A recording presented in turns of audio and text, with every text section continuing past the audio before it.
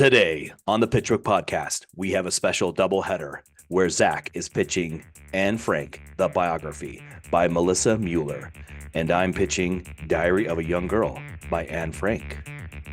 Batter up!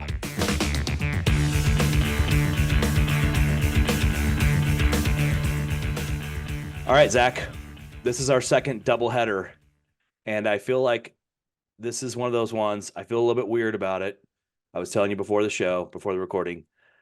I feel like everybody kind of knows about Anne Frank. I didn't know much other than, she was in hiding in the Netherlands and that she kept a diary. That's honestly all I knew.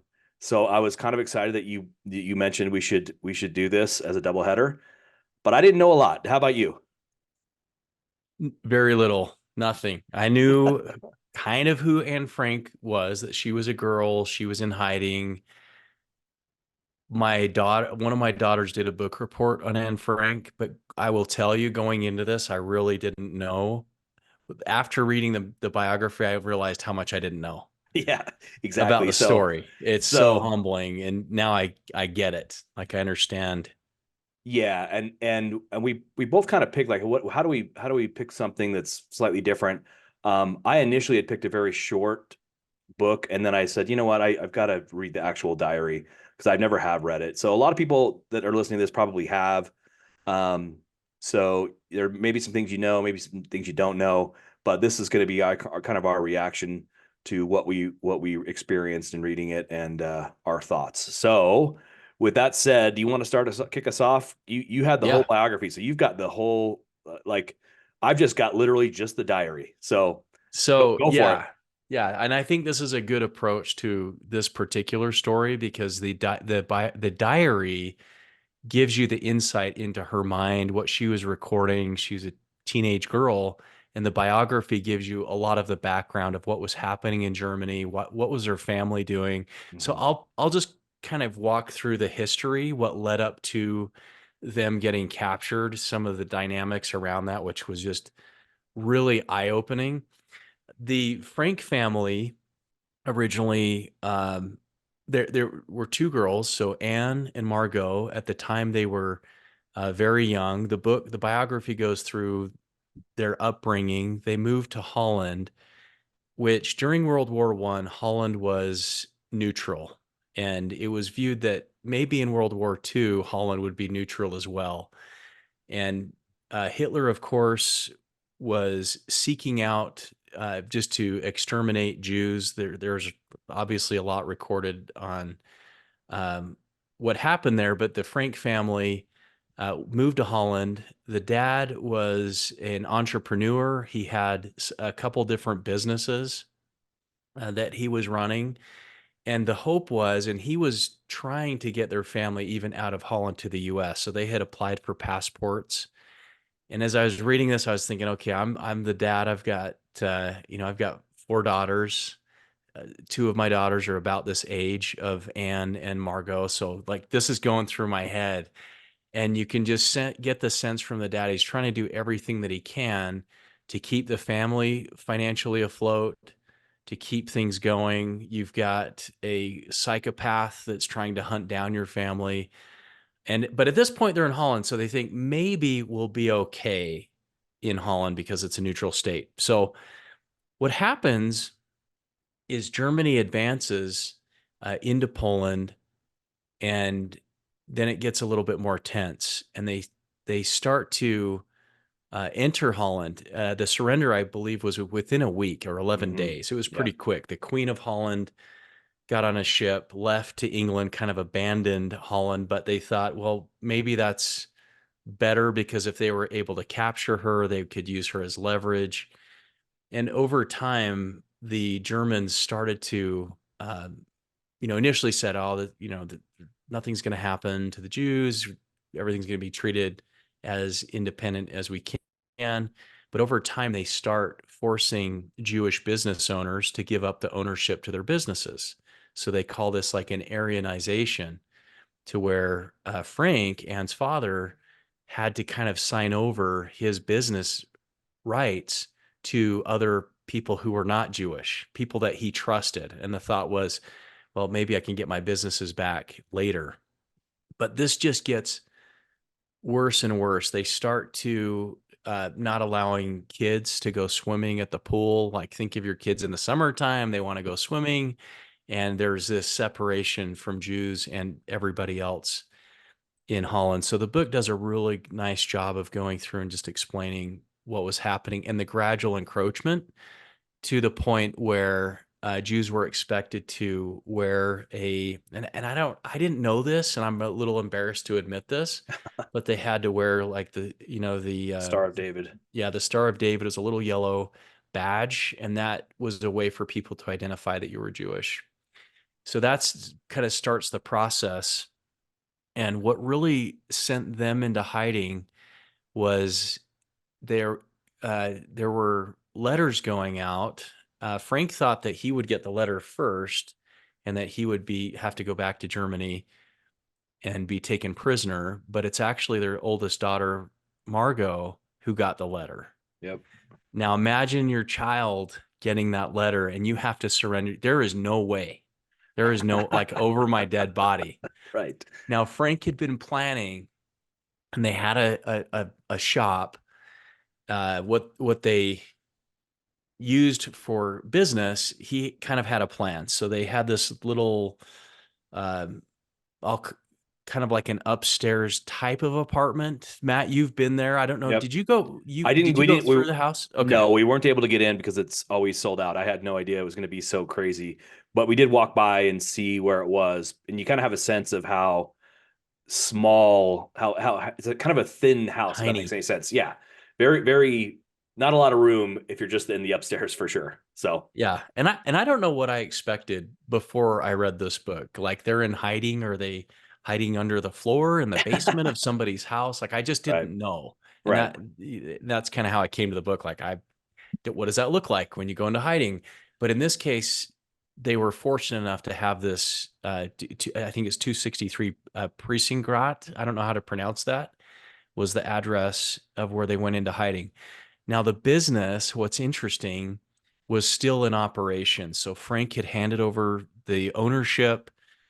They've got a couple friends that are feeding them. They're in hiding in the upstairs of this house, but nobody can know that they're there. So during Okay. the day, they have to be quiet. And go ahead. Did you want to I add was to just going that? to say that it's actually like the office where they work. So there's Right. workers below and they can't make noise during the day when the workers are there. Or else they'll potentially get caught. Now, some of the people know that they're up there, but some of the workers don't. Right. So yeah, they And have there to be was quiet the also entire day, which is crazy. the whole day. And these are teenage kids, Yeah. right? They want to play. You think about bathing, and it wasn't just the Franks, but there was another family, the Van Pelts, that moved in. At one point, Anne was living with a man. He was like over 60 years Yeah, old. the Like, dentist, he that's was a right. dentist, yeah. That's exactly right. Very tight. So in the nighttime, they would put their beds together. In the daytime, they would push their beds back apart to have some living space.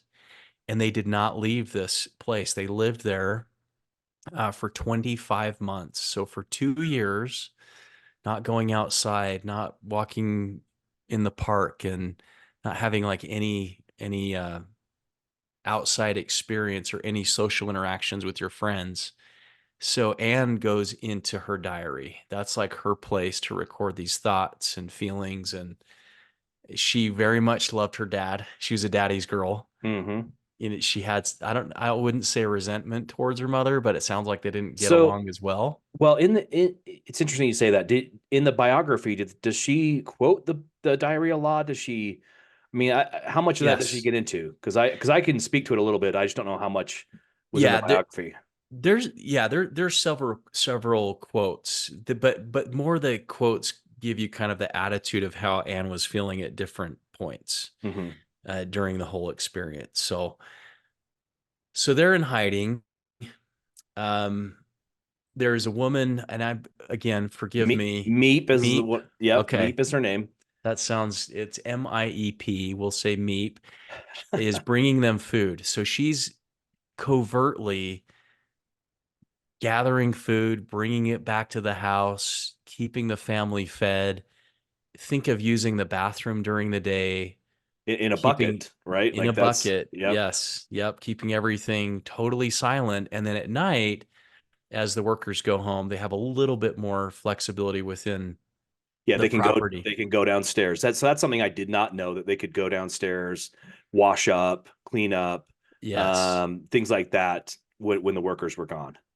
Well, one of the interesting things, I don't know if this came out in the diary, but one of the people that was in hiding with them had lost his wallet. So he went down in the Mm-hmm. warehouse, lost his wallet. He couldn't find it, and one of the workers found it the Oh, next day. I didn't know that. Because there's speculation like who turned them in, how did they find out? And there's Mm-hmm. some speculation that this random wallet shows up in the warehouse and it's Mm-hmm. of this Jewish guy. Mm-hmm. And so one of the workers was really suspicious. The property was also bought and sold while they were in hiding. So there was new ownership, and Meep, and I'm trying to remember her husband's name, but they said, "Ah, we don't need to go upstairs. It's fine. Everything, it's kind of messy up there." Mm-hmm. To the new owner, and the new owner's like, oh, "Okay." And so they don't get found out, but there's some speculation that him dropping his wallet may have tipped off one of the workers. Mm-hmm. And there's a bounty to find Jews. This is the Mm-hmm. other crazy thing, which you don't think about. It's like, why would you turn in your neighbor? Like, I think about that sometimes, if there was some kind of extermination of people with brown eyes or something like that in the United States, but there was intense pressure to turn other people in. Mm-hmm. And so there's a bounty to turn Jews in. So maybe one of the workers, the speculation is, found this wallet, was suspicious, and thought, you know what, they're hiding here. They're in there. I can't go upstairs, but there's something going on. So uh, they're in there for 25 months, and Anne is writing in her diary, shares a few experiences. Maybe you'll go into that a little bit about the relationships while they're in Yeah. hiding. Yeah. But they eventually are found out. They're all arrested. They're put on these trains, these cattle cars. And in the book, she talks about how Anne kind of felt relieved and a little happy just to Hmm. be outside. Like the Interesting. mindset went from being in hiding to now they're caught, but now there's like a little bit of freedom. Like they can walk around a little bit and How does she know that? Because I mean, uh, it's interesting because obviously the diary just when ends. it just ends, right? And Yeah. then, but like, is there a testimonial from somebody else that knows this, There or is, okay? yeah. So she interviews several people that knew Anne, that were Mm-hmm. around Anne, both in the camps, Mm, the prison camps, and in the concentration camps okay. afterwards. So she did a lot of interviews, and of course, when she was doing these interviews, these people were much older, like Yeah, yeah, yeah. decades Sure. later. But that's kind of how she's pulling together It's some it's of it's these. it's interesting because in the diary she does talk about longing to go outside and hearing the church bell. That's the church is right, literally right next door. So yeah, it's interesting that there's that insight in there. Yeah, so they go to a work camp. In the work camp, it was in the book they called it annihilation by labor. Hmm. So rather than just killing you, they would just work you to death and starve you to death. But on the way in the cattle cars, I think it's kind of what you would imagine. It's cold. There's a bucket in the corner. There wasn't enough room to lay down in these Mhm. cars, so they're shipping them to Poland, in to the work camp. Westerbork, I believe, is the name of the labor camp, and then they're divided into groups. So this is where, again, not having read this before, I didn't know what to expect. I thought maybe it was just like Anne and her family all stay together, but they don't. They immediately divide the families. They don't care like if mom's with dad or the kids are with their parents, and they would split them into groups, maybe based on ability. If you made the first round, that meant you weren't killed initially. And through the first round, they all survive. Dad is separated from Edith, the mother. So Frank is separated from Edith, and Edith is with her two girls, but they're in this labor camp. And one of the stories, it talks about Edith trading a pair of her shoes for some extra slices of bread to give to her Wow. daughters. And Wow. up to her dying day, she was hoarding food, even though at the end her daughters eventually got separated from her. She Hmm. was hoarding bread like in her head for her daughters, Right. Right. to feed them. Just like that instinct of survival to take care of your kids. So they are in these labor camps. Anne and Margot, they end up getting shipped from. Actually, they all get shipped from Westerbork uh, off to To Auschwitz. Auschwitz. Yeah. Yeah, they go to Auschwitz. Edith is with her daughters there, and that's where things kind of like, as I was reading, I was in my mind thinking, because I didn't know prior to this if Anne died in a gas chamber or how she was ultimately passed away. Right. But this is happening in 1940, late 1944, early 1945. So the Allies are getting close. They Hmm. like take back France. They start working their way kind of to the center to get to Germany and get back through Poland. So some of this good news is happening where they're in the camp, and a new person comes to the camp, is like, gives them news, and there's a little bit of hope that maybe we'll be rescued. Maybe like we're so close. And even when they were in hiding, they were hoping and praying that the Allies would get involved and win. So Anne and Margot get separated. They're sent to a different camp. I believe it's Bergen-Belsen. So there's a couple movements from Westerbork to Auschwitz to Bergen-Belsen, and ultimately from starvation and sickness. Anne and Margot both pass away from uh, sickness, illness, starvation, cold. I mean, it's just like the worst possible situation that you can describe, or that you could imagine. And within a few weeks, uh, and this was like the saddest part, because the Allies eventually come in and the camp is ended. So, but they didn't make it. Yeah. Frank survives, and that was kind of interesting too. As you're reading this book, it talks about how Frank finds the diary and makes most of it public. I think there were some parts he didn't make public and some parts that he did, which, it's a 15-year-old, 14, 15-year-old girl. So I would imagine there's probably some like really personal things that he didn't want to share, but he ends up surviving, not because he was spared. He was just in a different camp than they were. Like he had Right. zero control to even protect his daughters, which that's heartbreaking too as a dad. It's just totally heartbreaking. But one quote that I thought was really interesting that I wanted to share. This is again in the biography. As they were in the labor camp, this really struck me. It says, "But because hope is stronger than experience, the prisoners maintained a semblance of normality. They worked hard because the accepted wisdom was that if you made yourself indispensable, you might be able to stay at Westerbork. So the mindset was, if we work hard here, we'll be spared and we Right. won't get sent to the gas chambers," which it sounded like they were pretty aware that these gas chambers existed. Like nobody was surprised that Yeah. this was going on at the time. Is that kind of what you Yeah, I understood? I got the sense that they knew, they either knew or suspected that all the Jews were being killed, right? Rounded up and then forced labor, and then either, again, I don't know for sure, but maybe that if nothing else, they were worked to death. So or there was just little chance of survival. So I mean, if you think about it, Otto Frank actually prepared quite a bit to go into hiding.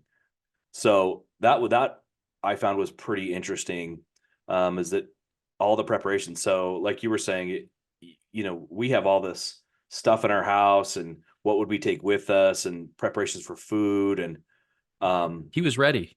yeah, he knew it was coming. So there's obviously, you know, that's why they moved from Germany too, is that there was all the laws against the Jews there. So he was trying to get away, as we know. And I So believe it was the Russians that eventually yeah. took, and that's following our other doubleheader, Yeah, the gulag. right? Like you have to remember that in World War II, Russia took a pretty big hit Yeah.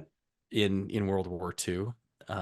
So yeah, they were in camp, and there was a rumor. This is at the end of 44. A new rumor spread through the camp. The Russian army was only 60 miles from Auschwitz. Yeah. So just having that hope in your mind, like they're so close, they're almost here, Yeah. has So just got to drive you crazy. yeah, so it sounds like you got a lot of cool background information, especially just about, if you didn't know about the war. Obviously we know quite a bit about World War II, but this specifically as it relates to the Netherlands at the time. Um, One thing that stuck out to me is they would listen to the radio and listen to the BBC, and it was interesting to hear the hope that she had when the Allies landed on Normandy, and they said that Churchill wanted to land on Normandy himself, and that he was out in the boats, and she was talking about how brave he was, almost like foolishly brave is what the way Yeah. she puts it. I can't remember the exact quote, but it was really interesting. And one of the things that that I found quite I didn't know is they talked a lot about the politics. She says she gets sick of it quite often, but there was one, and I can't remember which lady it was, one of the other family members that would always talk about how she doesn't know if it would be better if England does come take back over the Netherlands from, take possession, if it would be better or worse than when the Germans were there. And everyone else was like, no, that will be great if Churchill comes over and takes us. So it's just kind of interesting, some of the um things they talked about. And she often complains about not being able to have an opinion because she's a young kid, and everyone scolds her. She sounds like she's very talkative and fun, and she talks about having two different Anns, like the serious Ann that no Mm-hmm. one ever talks about, and then the funny Ann or whatever. And you're right, she is completely a daddy's girl. She complains quite a bit about her mother. Let me back up just 1 second, because it's probably worth noting if some people don't know. Otto Frank found the diary. Actually, what happened is when they were captured, her diary was in a bag or something. They were kind of collecting their stuff as they were leaving, and one of the German soldiers dumped the bag out and dumped her diary all over the warehouse floor. And Meep is actually the one that collected it together and put it in like a cabinet or something. And then when Otto came back and had survived the concentration camps, he found it, and then he decided to publish it. So that and actually, interestingly enough, one of the reasons that she kept the journal was, I can't remember who it was. It was somebody from the Netherlands had said everyone should keep a journal and keep letters so that we can have a memory of what happened here. So she Mm. is almost prophetic by this gentleman. I wish I knew his name too, but that's why Anne Frank actually kept a diary, is that she wanted to, follow what he'd said on the radio about keeping a record. So anyway, a couple things that stuck out is that she really is just a kid, a teenager. Um, she talks about being interested in Peter and not liking him at first, Yeah. who's the 17-year-old kid that from the different family. But then they start to become friends, and she starts to develop a little bit of romantic feelings for him. They kind of, share a couple of, kisses on the cheek here and there, maybe on the lips or whatever. And they kind of start enjoying each other's company. And she ends up telling her dad that, hey, we're kind of together. And he basically says, okay, but gives her some advice like, hey, just a heads up that this is close quarters, very weird situation. You got to be careful. And she's wise enough to realize it, but they make this promise to each other that they're never going to quarrel. And she sounds like they kept it. But it's interesting towards the end, you can tell she's kind of starting to realize like, hey, this is not quite the guy for me. He's kind of shy and a bit goofy and not very confident. And she wants him to be more confident. And it's just kind of interesting. And in a way, I can't imagine. Like, I only kept a journal for a couple years, in my early 20s, and I would not really want that to be public, right? So I can only imagine No. what she Yeah. would think if she were to, because she talks a little bit about, kind of understanding sexuality. Because Peter is pretty frank about it with her. There's a lot of stuff she doesn't know. She's surprised that her parents won't just tell her about it. Um, and she goes on to, describe a few things that are, you know, the dad basically purposely left out quite a bit about her kind of her budding sexuality and also um, her dislike for her mom. So there's quite a few uh, entries that are specifically about how she doesn't like her mom, she doesn't get along. But then she, occasionally, and I could totally picture this having kept a journal, right? Because you're very emotional or upset or whatever, you write all this stuff down, and then she'll come back literally the next day or two and say, "Forget everything I said. My mother's great. Don't worry about it. I don't know why I was so crazy." Yeah. Um, so it's just very, I guess, raw and real, and it makes sense why Otto Frank decided to keep some of the things out of it, especially at the time, right? Because this is the 40s, right? Late 40s. He's not going to be having somebody write about, some of the things that she's talking about, that are more adult, and it's a teenager talking about it. So Yeah. it kind of makes sense. And then obviously, for the sake of the mother, he didn't want to have that in there either. Although it's one of those things where I could totally picture, um, if she were to have survived a new appreciation for the mother, you know what I mean? Like it's one of those things where, you're a teen, you just don't get along with your parents or one of the parents. And, I Sure. could totally picture her, like understanding what her mother did for her and how some of those scoldings were warranted or anyway, it's just kind of interesting. Um, it was interesting what a personal experience it was, and yet her view of the politics at the time, and to kind of hear their hope when the Allies were getting close, and it's just so sad that they were so close to being rescued. If they had survived a few more months in hiding, or if they had survived a few more weeks, honestly, in the camps, uh, they could have made it. The other thing that was kind of interesting is she does talk about being sick, kind of being ill, losing weight, having to take, various medicines. So the fact that she died of an illness in the camp is not super surprising, right? Her and her sister died of an Yeah. illness. Typhus. Yeah. Yeah. And so you can understand she's kind of malnourished. She talks quite a bit about food and all the food they have to eat, how they have to, um, scrape the coffee beans to put them in their hands and scrape and kind of roll it around to get some of the mold off the coffee beans, and pick potatoes. And they basically, there was ration coupons, and that was what Meep was doing to, get them the food they needed. And it's occasionally there'll be a birthday and Meep will bring a cake and stuff like that. So it's just kind of interesting how they're trying to live this life in hiding, and it's very, she's just a very normal teenager, for lack of a better way of saying it. Can I share a quote on that? Yeah, for sure. So this is a line from her journal. It says, "In her cage, each day was like the next. And although she had time enough to indulge her feelings, there was no space for them. She couldn't scream, sing, or cry when she wanted. She had to learn to express her feelings only at certain times, an ability even adults acquire only with difficulty. When the bathroom was unoccupied, she would hide there and weep from loneliness. Quote, I can't refrain from telling you that lately I've begun to feel deserted. I am surrounded by too great a void." End quote. Anne wrote in her diary on November 20th, 1942, 3.5 months after she had gone into hiding. Quote, I never used to feel like this. My fun and amusements, my girlfriends completely filled my thoughts. Now I either think about unhappy things or about myself. Just, Yeah.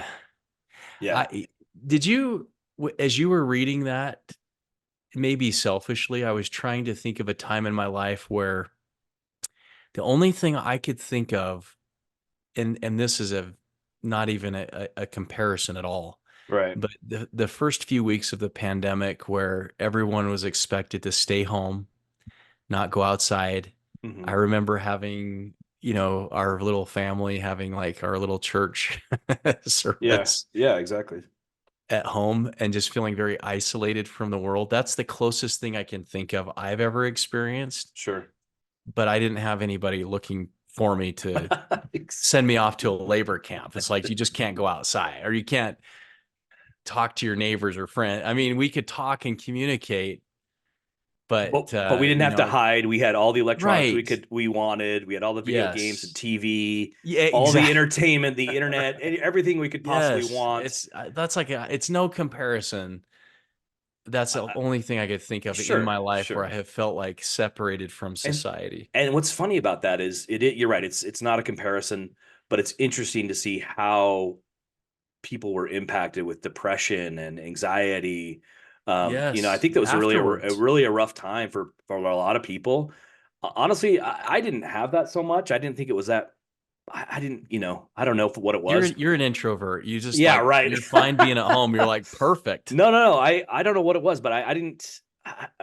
I don't know why it didn't bother me too much, but I know there's a lot of people who did not like it, but I definitely am a people person. Yeah. And we did have a kind of a group of friends that we hung out with, so maybe we just kind of kept with them, and that was enough. But anyway, we're off on a tangent here because this is definitely not the same thing. But you're No, right. It's the closest we can possibly come to imagining it, and that's not even a millionth of what she did, what she went through. So I just think one of the things, just to kind of wrap up my thoughts on the diary, what's kind of cool about it, I guess cool is not the right word, but there's so many, what over 6 million Jews lost their lives, and families that did survive were displaced, and it's just such a horrific, you know, historical event that happened. And this gives you the insight into one person, or one group of family that really personalizes it, and you just think there's 6 million other stories that you don't know, and it's just crazy to think that. So again, it's interesting that I don't know why our double headers are on such horrific topics. Maybe we should lighten it up next time, but okay, deal. but it was definitely cool. Again, I just thought she's just a normal girl and normal person, and just going through this horrific time. And it's just so sad that she was so close to, or she and her family were so close to being liberated. And to hear their hope was also after the fact when they're talking about the Normandy invasion, and Yep. um, to the excitement that they were so close, and they really were, but it just didn't happen. So So what? I mean, after reading this, I finished the book outside yesterday, and I was just reading like I knew I was getting to the end of the book, right? Like, and you kind of know the ending, and I just got really emotional reading about this little family because I'm putting myself there. What impacts did reading her diary have on you, or what were like your takeaways? my takeaways are that I'm glad no one's gonna ever read my diary. And As far as you know. as far as I know, if I were to write one now, I might almost write it knowing that someone else might read it, whereas I think most people would write it very personally. Sure. But it just puts kind of like I said, a face to the horrors that happened, and it's pretty difficult to put yourself in that place, but you do have some compassion for what she went through, and um her family, and just I don't know, it's just sad, and it's one of those things, like they say we should never forget. This is one of the reasons that we have these memories and memorials and all these things that help remind us that this type of thing just can't happen again. So Well I put. don't know. I don't know what else to say. Yeah, no, I think it just makes you think how reading this, it really opened my eyes because anytime you read about World War II and the annihilation of the Jews during that period, you think, how can that happen within a society? Like, how does that even evolve to that point? Like, I just can't understand it. But reading this biography, you can kind of sense how um, maybe people become indifferent to some extent, or they just Hmm. don't want to get in the way. So it's like, Yeah. it's better for me to not intervene in this. I'm not Yeah. Jewish. I'm just going to stay out of the way. And I think it made me feel like you need to be proactive and stand up for people who can't protect themselves. Yeah, this might sound really naive, but I guess I just don't understand why why Hitler hated the Jews. I just don't get it. I mean, again, very naive comment, I guess. I just don't understand why. I don't know. I'm just very pro freedom of religion. We don't talk about politics here, but it I just don't see why it was uh, such a Here, problem. You know what I mean? yeah, so there is a quote in the beginning of the book. This is in chapter 2. It said, and this was a quote from Mein Kampf. It said the first volume of Mein Kampf appeared because I had the same question that you did, Matt. What you just said, I'm like, what's the deal? Yeah, The first volume of Mein Kampf appeared in 1925. The second in December 1926. From 1930 on, the two parts were available as one book. Otto Frank leafed through Mein Kampf and read a few passages in it. Quote, "No nation can rid itself of this plague, the Jews, except by the sword," Hitler wrote. "Such a process is and always will be bloody business. At the beginning of World War I, the German government should have exterminated the Jews mercilessly. Germany would not have lost the war if it had gassed 12,000 or 15,000 of them. Like Lieutenant Otto Frank, Adolf Hitler had been awarded the Iron Cross in World War I. So I yeah, think there was a fear that they were maybe taking jobs or controlling society and all that same anti-Semitism stuff, that you hear today. I guess I just don't. I just Yeah, it just doesn't make sense to me. But yeah. uh, It's a different time. yeah, well, maybe not at different times is the sad part. But I just yeah, I don't know what to say. It's just so strange to me that Very he foreign. because Yeah. he fought in World War One, right? Otto Frank did. So Yes. Yes. that's Both of them. yeah. Yes. So Yeah. uh, For Germany. Yeah, yeah, that's the thing. Like Otto was awarded, the same yeah, the honor. same Yeah, medals. Yep. Yep. Yeah, yeah, it's crazy to think about. And so it just it's a good reminder to be an anchor of a pillar of strength in your community wherever you are, to be right. always be upstanding, be welcoming, be, a strength for everybody around you. Um Yeah. Yeah, and just reading about his dad, it made me want to be a better dad. I think that's one thing Well, I and took you away. have all daughters, so Yeah, that you right. you can relate. I have Yeah, boys, but it doesn't really matter. You still love your kids. Let, yeah. let me just say this one last thing as we wrap up. Okay. If you have the opportunity, I would strongly suggest going to the Holocaust Museum in Washington, D.C. I don't know if you've ever been there, but it is a